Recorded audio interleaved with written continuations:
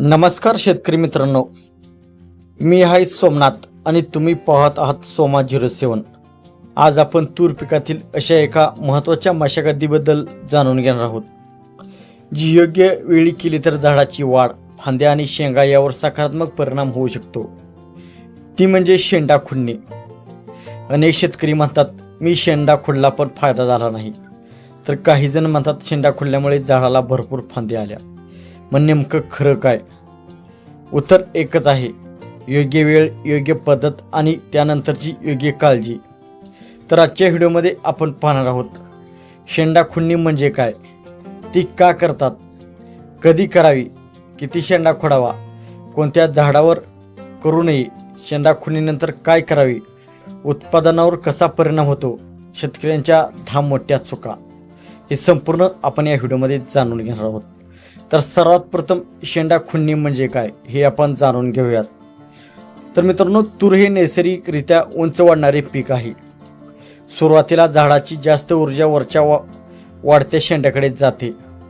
जेव्हा आपण वरचा मऊ शेंडा काढतो तेव्हा झाडाची वाढ बाजूच्या कळ्याकडे वळते, त्यामुळे नवीन फांद्या फुटण्यास चालना मिळू शकते। यालाच शेंडा खुडणी म्हणतात। वनस्पतीमध्ये वरच्या वाढत्या भागातून तयार होणारे संप्रेरक हार्मोन्स बाजूच्या कळ्यांची वाढ काही प्रमाणात दडपून घेतात। जेव्हा वरचा शेंडा काढला जातो तेव्हा बाजूच्या कळ्यांना वाढवण्यासाठी संधी मिळते आणि झाड अधिक फांद्याळ होऊ शकते। अधिक फांद्या म्हणजे भविष्यात अधिक फुलांचे आणि शेंगांचे ठिकाण तयार होण्याची शक्यता असते। तथापि अंतिम उत्पादन हे फक्त शेंडा खुडणीवर अवलंबून नसून खत, पाणी, हवामान, वाण, कीड, रोग व्यवस्थापनावरही अवलंबून असते। साधारणपणे लागवडीनंतर 35 ते 50 दिवसांमध्ये शेंडा खोडावा।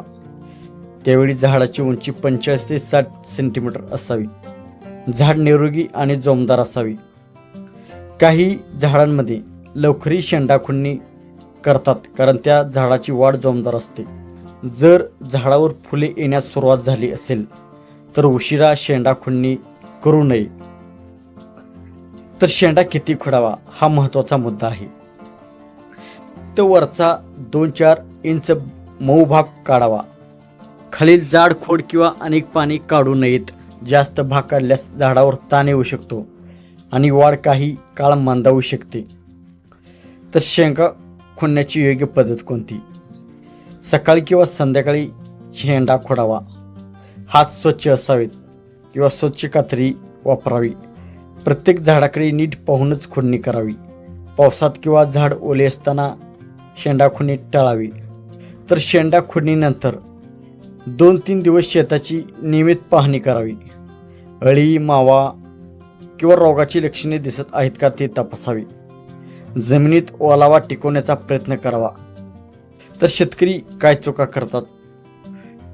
काही शेतकरी खूप लवकर शेंडा खोडतात, काही शेतकरी खूप उशिरा शेंडा खोडतात, काही शेतकरी वरचा मोठा भाग काढतात, काही शेतकरी पावसामध्ये शेंडा खोडतात, काही शेतकरी रोगट झाडावर आधी उपचार न करून त्याचा शेंडा खोडतात, अशक्त झाडावरही खुडणी करतात, म्हणजे जे झाड छोटे आहे त्या झाडाचीही खुडणी करतात। प्रत्येक झाडाची अवस्था न पाहता एकसारखी खुडणी काही शेतकरी करतात, म्हणजे मोठ्या झाडांची ही तेवढीच खुडणी करतात आणि छोट्या झाडाचीही तेवढीच खुडणी करतात। तर झाडाची रोगप्रतिकारक शक्ती पाहून शेंडा खोडावा। खुडणीनंतर पिकाची पाहणी काही शेतकरी करत नाहीत। कीड, रोग नियंत्रणाकडे दुर्लक्ष करतात। उत्पादन वाढवण्याची वास्तव अपेक्षा शेतकरी करतात। काही शेतकरी वारंवार प्रश्न विचारतात। ते प्रश्न म्हणजे 2दा शेंडा खुडणी करावी की 3दा शेंडा खुडणी करावी का एकदा शेंडा खुडणी करावी? हा बहुतेक सर्व शेतकऱ्यांमध्ये आढळणारा प्रश्न आहे। तर बहुतांश परिस्थितीत एकदाच पुरेशी शेंडा खुडणी असते, परंतु एकदा शेंडा खुडणी केल्यानंतर पुढील 20 दिवसामध्ये एक हलकी शेंडा खुडणी करावी, म्हणजे 2 वेळा शेंडा खुडणी करावी। काही शेतकरी 3 वेळा देखील शेंडा खुडणी करतात, परंतु 2च वेळा शेंडा खुडणी करावी। तर पावसानंतर लगेच शेंडा खुडणी करू शकतो का हा प्रश्न देखील शेतकऱ्यांचा असतो। तर त्याचे उत्तर म्हणजे झाड पूर्ण कोरडे झाल्यावरच शेंडा खुडणी करावी। झाडाच्या ओल्या अवस्थेमध्ये शेंडा खुडणी करू नये।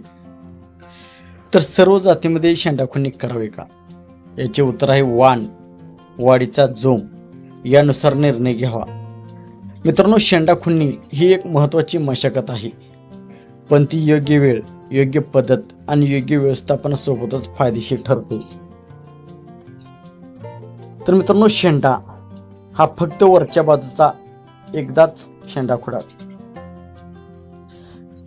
मित्रांनो, जर हा व्हिडिओ तुम्हाला आवडला असेल तर लाईक करा, शेअर करा आणि सोमा 07 चॅनलला सबस्क्राईब करा.